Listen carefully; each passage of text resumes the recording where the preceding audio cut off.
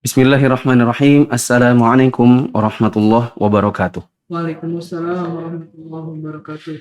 Alhamdulillahirabbil alamin wassalatu wassalamu ala asyrafil anbiya'i wal mursalin wa ala alihi wa ashabihi wa man tabi'ahum bi ihsanin ila yaumiddin. Teman-teman yang dirahmati Allah, pemirsa kajian Salatul Mukmin atau ensiklopedia salat yang menyimak di rumah dari channel YouTube maupun Facebook. Kita bersyukur kepada Allah pada hari ini bisa kembali melanjutkan pembahasan Shalatul Mukmin yang di minggu lalu kita tiadakan secara offline karena PPKM berapa? 3 ya. Kira-kira PPKM level 3 atau 2 nggak terlalu ingat. Yang jelas dari pihak bandara meminta untuk kajian ditiadakan sementara demi kemaslahatan bersama baik dari teman-teman yang ada di bandara maupun jamaah yang datang. Dan pada malam hari ini kita lanjutkan kajian ini secara online sampai nanti kita bisa kembali lagi ke Masjid As-Salam Bandara. Langsung saja kita masuk ke dalam bab ke-17, Al-Mabahathu As-Sabi' Ashar Syurutus Salah. Di buku yang teman-teman pegang halaman 207. Silakan disimak dan dibaca. Berkata penulis, bab 17, syarat sholat. Menurut bahasa, asyar berarti tanda. Makna tersebut seperti yang terkandung dalam firman Allah Subhanahu wa taala dalam surat Muhammad ayat 18, Fahal yanzuruna illa as-sa'ata an ta'tiyahum baghtatan faqad jaa'a asyratuha. maka tidaklah yang mereka tunggu-tunggu melainkan hari kiamat, yaitu kedatangannya kepada mereka dengan tiba-tiba, karena sesungguhnya telah datang tanda-tandanya. Nah, dan tanda-tanda pada ayat ini disebut dengan kata asyrat. Asyrat itu satu akar kata dengan syurut atau syart. Ya, sehingga syart itu juga maknanya adalah tanda-tanda atau alam. Secara istilah, Menurut istilah atau terminologis, syarat berarti sesuatu yang karena ketiadaannya mengharuskan ketiadaan yang lainnya, dan tidak mesti karena keberadaannya mengharuskan keberadaan dan ketiadaan yang lain dengan sendirinya. secara istilah syarat itu ma yalzamu min adamihi al-adam.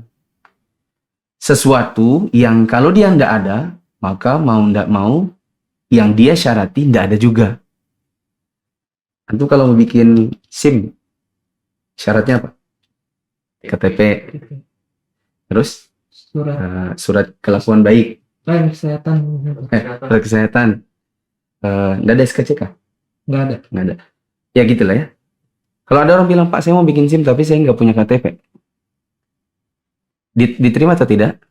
Tidak. Berarti ini adalah KTP adalah syarat. Kalau dia tidak ada, maka yang dia syarati nggak ada juga. Itu yang dimaksud dengan syarat itu adalah sesuatu yang tak adanya melazimkan tak ada yang lain. Tapi kalau dia ada, tidak melazimkan yang lain juga harus ada. Seperti punya KTP tidak bermakna mengharuskan adanya SIM. Ya kan? Tapi kalau mau bikin KTP harus ada betul. Dan kalau ada mau bikin SIM harus ada KTP, tapi tak bermakna punya KTP berarti pasti punya SIM. Jadi tak adanya syarat itu melazimkan tidak ada yang lain, maksudnya yang dia syarati, tapi adanya tidak bermakna mengharuskan adanya sesuatu yang dia syarati dengan sendirinya. Terus? Syarat sholat itu ada 9 sebagai berikut. Sudah sampai di situ? Iya. Oh. Berarti ada bagian yang hilang ya. Saya bacakan dulu. Ada bagian yang hilang dari terjemahannya. Kata penulis, wa syurutus salati tajibu laha qablaha illa niyyah. Dan syarat sah salat itu harus ada sebelum salat kecuali niat. Fal afdalu muqaranatuha di takbiratul ihram. Karena kalau untuk niat, maka yang lebih utama adalah digandeng bersama takbiratul ihram. Wa tastamirru syurutu hatta nihayatis shalah. Dan yang namanya syarat sholat itu harus ada terus sampai habis sholatnya. Kalau awalnya doang ada syarat ini, terus tiba-tiba hilang di tengah jalan, di tengah sholat, dan dia sudah tidak ada waktu akhir sholat, maka sholatnya tidak memenuhi syarat, alias tidak sah. Dan apa namanya? Wa bihadza faraqatil arkana atau faraqatil arkanu allati tantahi syai'an fa syai'an. Dan disitulah perbedaan antara syarat dengan rukun. Kalau syarat itu harus ada terus dari awal sampai akhir, sedangkan rukun itu selesainya satu-satu. Gak mesti sampai akhir. Contoh, syarat sah sholat harus suci dari hadas. Yaitu berarti mulai dari awal sampai salam harus tetap suci. Kalau tengah-tengah dia buang angin, akhirnya dia berhadas, berarti batal sholatnya. Karena syaratnya tidak hadir sampai akhir. Contoh rukun, misalnya takbiratul ihram. Ya dia datang satu kali aja, tapi nggak mesti sampai akhir. Al-Fatihah datangnya pas rokaat, di awal-awal rokaat aja, tapi nggak mesti sampai akhir. Ruku juga gitu, hanya ya selesainya itu satu-satu gitu. Itu kalau rukun.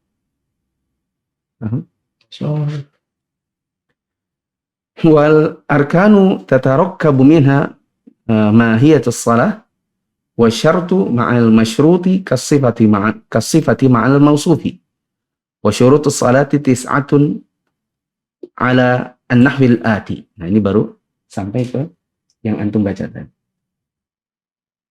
Memang terpotong gitu ya? Iya, Ustaz. Oh, iya.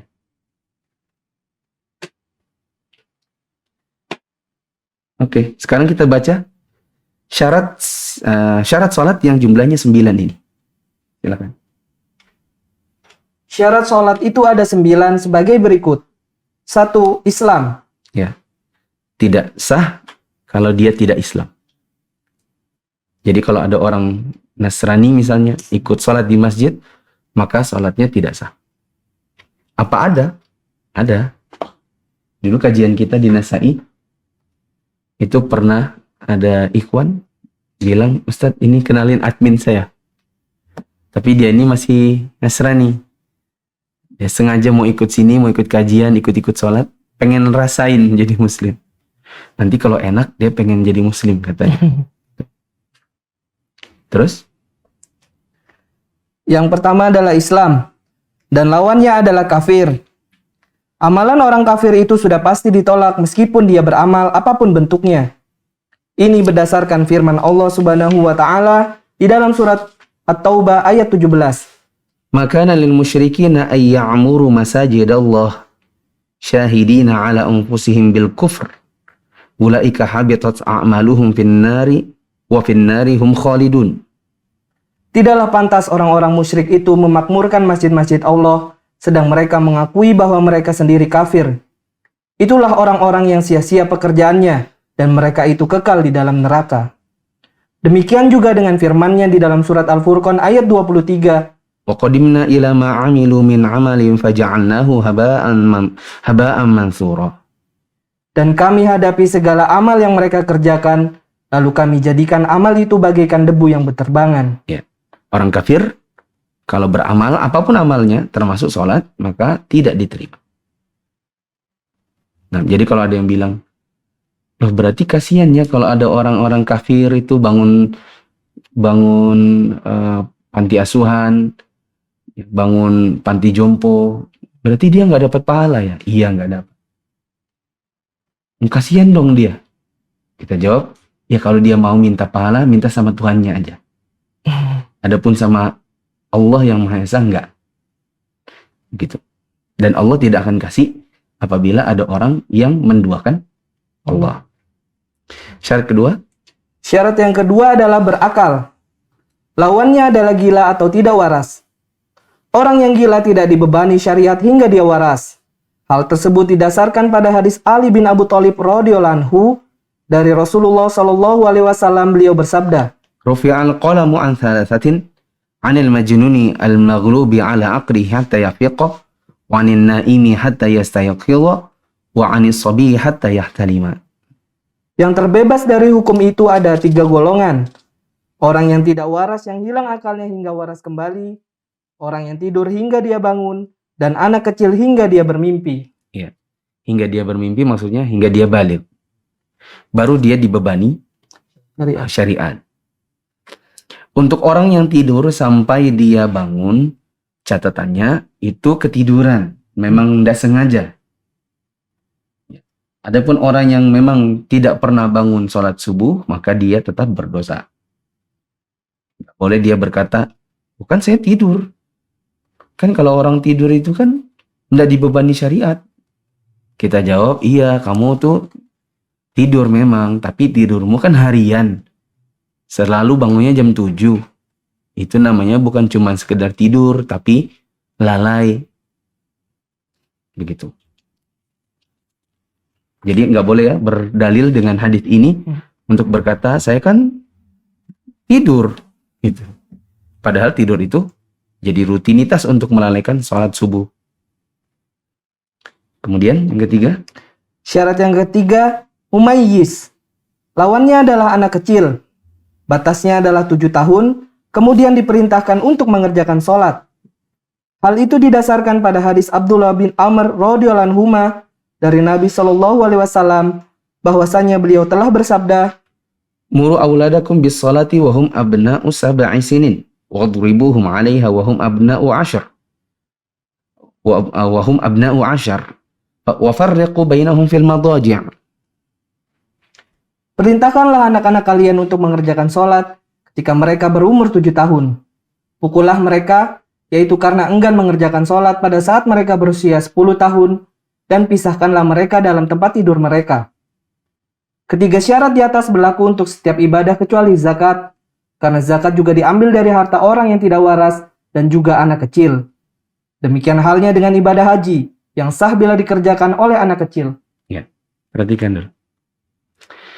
Ada syarat yang ketiga, yaitu syarat mumayyiz. Maksudnya adalah, mereka baru sah, ada orang itu baru sah kalau dia mau sholat, kalau dia pun sudah mumayyiz. Kalau di buku ini disebutkan mumayyiz itu 7 tahun. Sebagaimana kata Nabi SAW, perintahkan anak kalian untuk sholat waktu usianya 7 tahun. Jadi mumayyiz itu dalam hal ini menurut penulis adalah 7 tahun. Tapi masih ingat gak waktu di bandara? Ana bilang begini. Tapi catatan saya, ada sebagian anak-anak di zaman kita sekarang 5 tahun itu sudah bisa bedakan antara baik dengan buruk. Anak-anak umur 6 tahun di sekeliling kita itu sudah tahu mana bahaya, mana tidak, mana dosa, mana tidak. Jadi dia udah bisa rasa. Kalau dia misalnya nyuri uang mamanya, usianya 6 tahun, dia itu sudah rasa takut, udah dag-digdug gitu. Dan dia tahu itu salah. Berarti sebenarnya mumayyiz itu tidak dibatasi dengan usia 7 tahun sebenarnya. Ya, tapi Nabi SAW mengatakan perintahkan anak kalian untuk sholat waktu usianya 7. Nah di sini agak membingungkan jadinya. Maka tadi, ya, Anda mencari ya penguat lah. Nah ini Anda dapat di situsnya Syekh Abdul Karim Al-Khudair. Beliau mengatakan begini. Fayanbaghi an yubadara bi ta'limihi walau lam yukmilis sab'. Dan hendaklah, sudah selayaknya mengajarkan anak-anak itu untuk sholat, bersegera. Maksudnya, segera diajarkan, meskipun usianya belum 7. Nah, ini penguat dari perkataan Ana yang di bandara kemarin. Di zaman sekarang, anak-anak umur 5, 6 itu bahkan sudah mumayyiz sebenarnya. Makanya beliau mengatakan, yang seharusnya, yang selayaknya adalah segera untuk mengajarkan anak-anak untuk sholat meskipun usianya belum 7. Kama huwa ma'mulun bihi al-an. Sebagaimana itulah yang dipraktikkan oleh orang-orang di zaman sekarang. Orang-orang di zaman sekarang ngajarin anaknya untuk sholat itu bukan nunggu 7, ya kan? Anak-anak itu dibawa ke masjid bahkan di usia 5, 6, ya kan? Kemudian wa ghalibul atfali yumayyizu bil sab'. Ya, memang kebanyakan anak-anak itu menjadi mumayyiz kalau usianya 7. Wa katsirun minhum yumayyizu qabla dzalik. Tapi banyak juga anak-anak yang sudah mumayyiz sebelum usianya 7. Jadi paling tidak kita perintahkan anak-anak kita untuk sholat itu di usia 7. Tapi sebenarnya kalau kita sudah bisa melihat kan anak-anak kita ini sudah mumayyiz, maka sudah selayaknya diajak sholat. Karena itu sudah sah. Tapi nanti baru wajib usianya kapan? Kalau di sini 10. Tapi yang kita bisa pahami adalah kalau dia sudah baligh. Karena bisa jadi ada anak 9 tahun sudah baligh. Cuman ini kebanyakannya. Ya, berarti oke, mungkin kita bisa kasih catatan di sini. Mungkin ini adalah kebanyakan. Secara global ya gitu. Mayoritas. Kebanyakan mumayyiz itu 7 tahun. Dan kebanyakan baligh itu 10 tahun. Ya. Lalu beri catatan juga ada perkembangan zaman. Perkembangan zaman yang mempercepat mumayyiz dan baligh. Apa contohnya? Contohnya TV. Pergaulan dengan lawan jenis, anak tetangga. Ya kan? Anak-anak tetangga itu banyak yang kecil-kecil ngomongnya jorok. Lalu mempengaruhi sebagian anak-anak yang lain. Jadi ada yang mumayyiz itu 5 tahun, ada yang mumayyiz 6 tahun, dan ada yang balik 8 tahun, 9 tahun. Ya. Jadi berarti kita bisa katakan dalam hal ini, jangan tunggu 7 tahun kalau memang anak Anda sudah Anda lihat mumayyiz, baru diajak salat. Jangan tunggu 10 tahun kalau anak Anda balighnya sebelum 10, maka Anda wajibkan dia untuk salat. Kalau tidak mau maka dipukul. Tapi tidak boleh pukul yang membuat memar dan luka. Hanya boleh pukulan yang sifatnya pendidikan. Berarti yang dipukul misalnya telapak tangannya, ya, sini, atau punggung tangannya, atau di sini. Tapi tidak boleh misalnya disundul rokok, ditinju pakai gini, dibogem kan. Nah, apalagi di kan di sininya. Yang di apa nih? Oh ya, diapakan. Nah, itu pukulan yang bukan mendidik. Nah, di sini tadi ada keterangan. Wa hadhihi syurutus thalathatu likulli ibadatin. Dan 3 syarat yang tadi, apa aja yang syarat yang tadi? Islam, berakal, mumayyiz. Ini semua adalah buat semua ibadah kecuali zakat dan haji. Untuk zakat, meskipun dia belum mumayyiz, ya, meskipun masih bayi, kalau dia memang hartanya banyak, maka dia wajib zakat. Apa contohnya? Contohnya orang tuanya kaya dan masih mamah muda dan papah muda. Anaknya masih bayi. Ya, mereka kaya raya. Terus tiba-tiba keduanya misalnya tabrakan mobil. Tinggal anak satu. Yang ini belum mumayyiz. Tapi ketika nanti datang waktunya untuk bayar zakat dan dia cukup hartanya, sudah memenuhi syarat zakat, maka dia wajib bayar zakat. Begitu juga misalnya anaknya itu idiot atau gila. Ya, atau orang dewasa dah, gila. Tapi dia mewarisi banyak harta, maka dia wajib untuk bayar zakat. Nanti yang bayarkan siapa? Walinya. Untuk haji juga sama. Untuk haji, meskipun anaknya belum mumayyiz, meskipun bayi, maka dia kalau dia sudah haji, maka dia sah hajinya. Tapi belum dihitung haji Islam. Ada seorang perempuan yang datang kepada Nabi, maka dia bertanya, alahu hajun? Ya Rasulullah, ini anakku ini yang bayi ini, apakah dia dianggap haji? Maka Nabi mengatakan, na'am walaki ajrun. Iya, Anakmu dapat haji, kamu mamanya dapat pahala. Berarti sah haji meskipun bayi. Tapi itu belum dihitung haji Islam. Yang rukun Islam. Nanti kalau dia sudah besar, kalau dia sudah balik, baru dia haji lagi yang merupakan haji Islamnya. Syarat keempat. Syarat keempat, dalam keadaan suci. Wudu untuk Dalam menghilangkan. keadaan suci. Iya, Tat. Diganti. Dalam keadaan suci ini, suci dari apa? Ini jadi pertanyaan. Keempat, yang benar adalah mengangkat hadas. Mengangkat hadas. Berapa kilo itu hadas? Nah, yang dimaksud adalah Bersih. membuat kondisi kita jadi suci. Nah, tapi kenapa Anda suruh coret? Kenapa Anda bilang dalam keadaan suci? Itu salah. Karena nanti ada syarat yang berikutnya. Coba yang kelima apa? Yang kelima, terbebas dari najis. Nah, terbebas dari najis kan juga artinya suci. Ya kan? Jadi kalau hanya mengatakan dalam keadaan suci. Suci dari apa? Nanti yang kelima juga suci soalnya. Jadi yang benar nomor 4 adalah mengangkat hadas.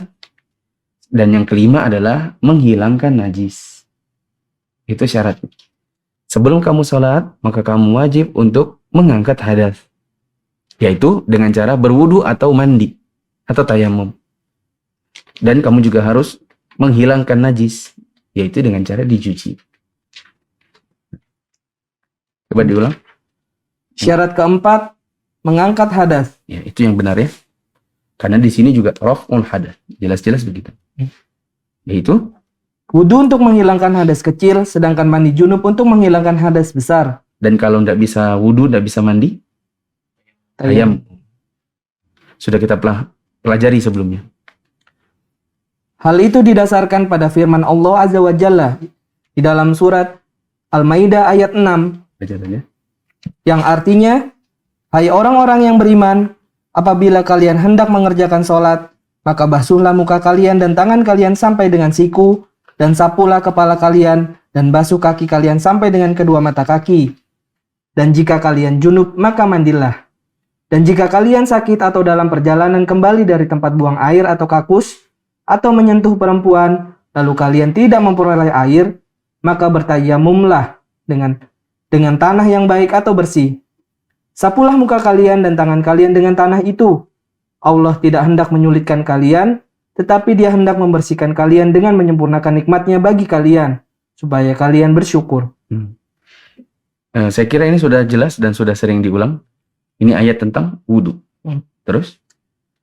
Juga didasarkan pada hadis Abu Hurairah radhiyallahu anhu dari Nabi Shallallahu alaihi wasallam telah bersabda, La tuqbalu salatu man ahdatha hatta yatawadda. tidak akan diterima sholat orang yang berhadas hingga dia berwudu. Juga pada hadis Abdullah bin Umar radhiyallahu anhuma yang dimarfukannya, La tuqbalu salatun bi ghairi tuhurin wala shadaqatun min ghulul. tidak akan diterima suatu sholat tanpa bersuci dan tidak juga sodako dari harta gulul atau harta rampasan perang yang diambil dengan sembunyi-sembunyi. Serta pada hadis Ali radhiyallahu anhu dari Nabi Shallallahu alaihi wasallam bahwasanya beliau bersabda, Iftahus salati at-tuhuri wa tahrimuha at-takbir wa tahliluha at-taslim. kunci sholat itu bersuci. Yang mengharamkan perbuatan di luar sholat adalah takbir, dan yang menghalalkannya adalah salam. Ya. Ini semua adalah dalil-dalil bahwa kalau kita mau sholat, syarat sahnya harus mengangkat hadas. Sudah kita lewatkan ya. Hadas ada berapa macam? Hadas ada berapa macam? Dua. Dua. Apa? Hadas besar, hadas kecil. Hadas besar, hadas kecil. Kalau hadas besar dihilangkan dengan cara mandi junub. Kalau hadas kecil dihilangkan dengan cara berwudu. Dan kalau tidak bisa mandi, tidak bisa wudu, tayamum. Saya kira ini sudah lewat dan sudah harus paham. Berikutnya, syarat yang kelima. Syarat kelima, terbebas dari najis. Ini dicoret. Yang benar adalah menghilangkan najis.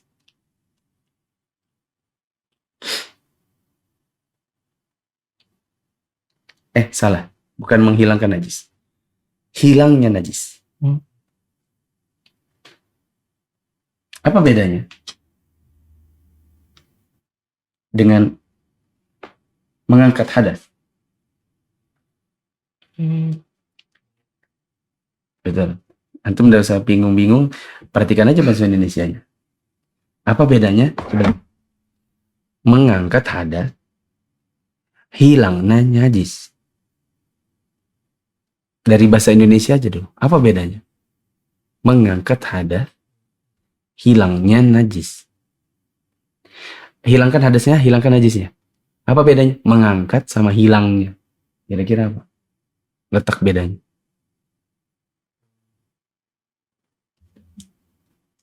Apa? Mengangkat sesuatu dengan hilangnya sesuatu. Dari sisi bahasa Indonesia aja, bedanya apa?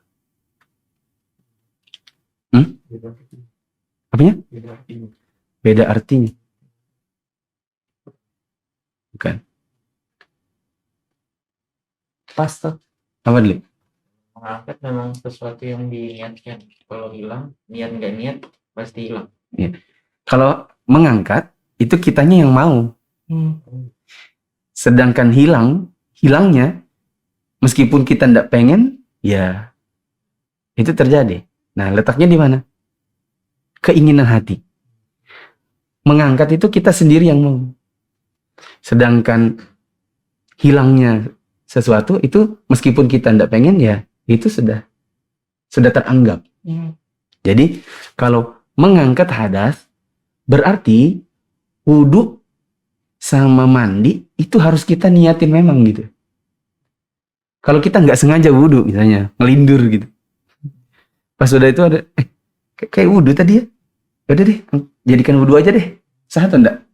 Enggak sah karena kamu tadi mengerjakan itu tuh enggak sengaja gitu. Atau dia nyemplung berenang, habis selesai kata istrinya, udah nggak usah mandi kan udah basah semua. Oh iya ya, iya kan udah berenang udah basah semua. Iya ya, yaudah deh nggak usah mandi. Nggak bisa, mandi junubnya tetap harus. Kenapa?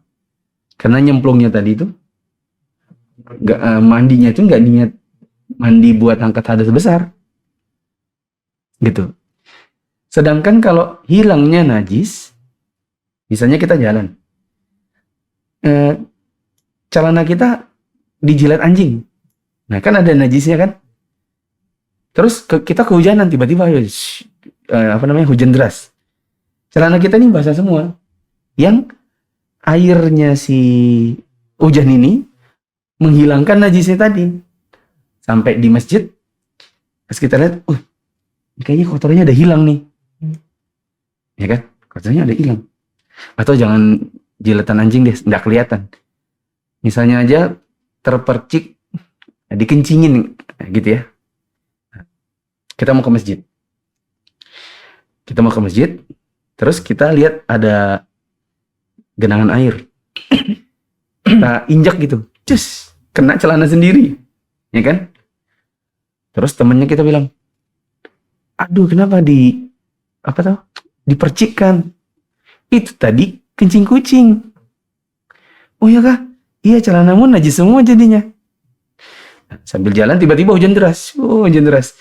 Lalu bagian kaki-kakinya itu jadi basah semua. Dan dia perhatikan, hilang nih najisnya.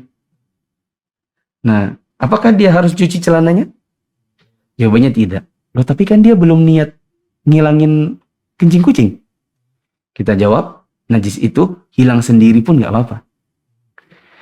Makanya najis itu cukup hilangnya najis, bukan menghilangkan najis. Bisa dipahami? Insyaallah. Kalau menghilangkan najis berarti kita harus mengerjakan itu dengan kemauan sendiri. Dikucek misalnya. Tapi kalau misalnya kita sedang kehujanan atau kita melewati sebuah banjir, najis di celana kita hilang dengan banjir itu, maka itu sudah cukup. Meskipun nggak niat. Contoh sedikit lagi. Nah, celana kita itu terinjak kotoran anjing. Ya kan? Lalu kita lewati sungai. Sampai di pinggir sungai kita lihat, kotorannya kok hilang. Maka itu sudah cukup menjadikan itu syarat. Syaratnya udah masuk. Karena najis itu cukup hilangnya najis. Tidak wajib yang sengaja ngilangin najis. Hilang sendiri pun sudah cukup. Bisa dipahami? Jadi ini pelajaran penting yang ketika Anda mendengar pertama kali dari guru Anda, Ustaz Aris Munandar, oh gitu ya, unik gitu. Ternyata untuk menghilangkan hadas itu harus niat. Maka kalau terjadi wudhu atau mandi secara gak sengaja, kebetulan aja, ya, memenuhi wudhu atau memenuhi mandi, tapi orang yang gak niat, maka gak bisa dianggap. Tapi untuk najis, bila dia hilang tanpa niat sekalipun, itu sudah teranggap. Silakan dibaca syarat yang kelima. Syarat kelima, hilangnya najis. Iya. Mengenai penghilangan najis dari badan, banyak hadis-hadis tentang istinja atau bersuci dengan air, istijmar. Coba dulu. Tentang istinja. Oh, ada yang kurang. Ada yang kurang. Coba diulang tadi. Syarat yang kelima adalah hilangnya najis dari 3 hal. Gak ada di situ ya? Dari 3 hal. Yaitu badan, pakaian, dan tempat. Badan, pakaian, dan tempat sholat. Ini Anda tulis hilang dari terjemah.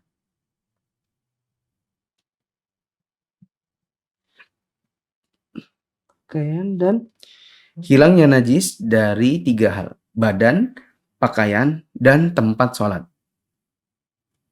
Berarti badan yang kita gunakan untuk sholat, baju yang kita pakai waktu sholat, dan tempat di mana kita sholat, semuanya nggak boleh ada najis. Terus? mengenai penghilangan najis dari badan, banyak hadis-hadis tentang istinja atau bersuci dengan air, istijmar atau bersuci dengan benda-benda padat seperti batu dan sebagainya, dan mencuci air mazi yang menunjukkan keharusan bersuci dari najis. Istinja, istijmar, dan mencuci air mazi dari badan merupakan upaya penyucian badan yang terkena dari najis. Di antara hadis-hadis tersebut adalah hadis dari Anas radhiyallahu anhu. Dia berkata, Rasulullah Shallallahu Alaihi Wasallam pernah masuk ke tempat buang air atau WC. Lalu aku dan anak yang sebaya denganku membawa seember air dan sebuah tongkat kecil untuknya. Selanjutnya beliau bersuci dengan air. Juga hadis Mikdad dalam kisah Ali radhiyallahu anhu yang menceritakan tentang mazi.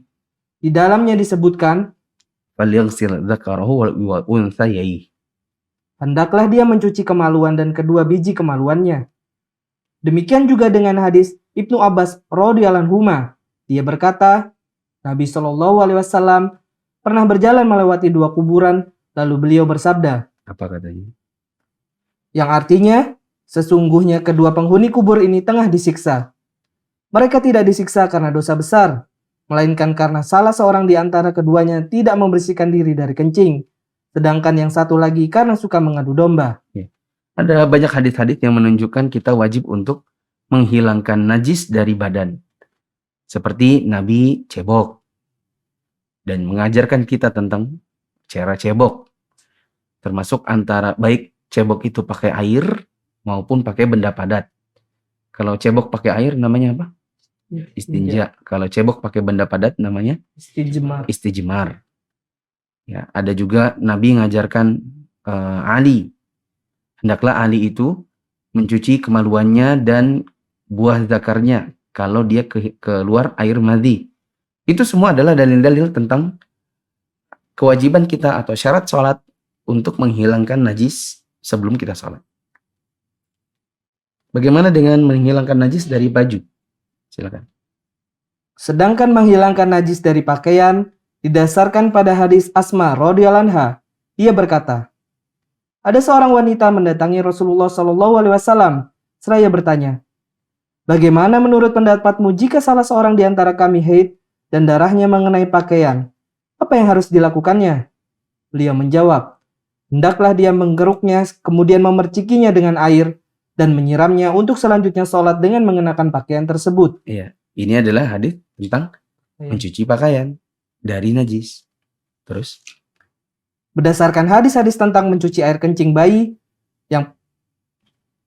berdasarkan pada hadis-hadis tentang mencuci air kencing bayi perempuan dan memerciki air kencing bayi laki-laki yang belum makan atau makan selain susu ibu.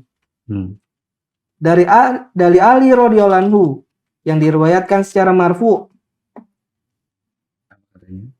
yang artinya bekas kencing bayi laki-laki itu diperciki dengan air, sedangkan bekas kencing bayi perempuan itu dicuci.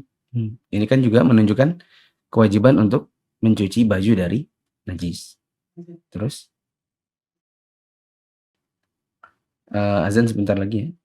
Terus Yang demikian itu selama keduanya belum memakan makanan kecuali ASI. Jika dia sudah mengkonsumsi makanan, kedua-duanya harus dicuci. Adapun mengenai penghilangan najis dari tempat sholat, terdapat pada hadis Abu Hurairah radhiyallahu anhu. Dia bercerita, ada seorang badui berdiri lalu kencing di masjid. Kemudian para sahabat pun menyerangnya, sehingga Nabi SAW bersabda kepada mereka, apa kata beliau? Yang artinya, biarkan saja dia.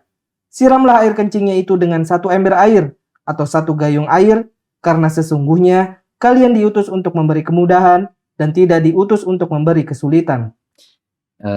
Adapun kita juga punya kewajiban untuk menghilangkan najis dari tempat sholat.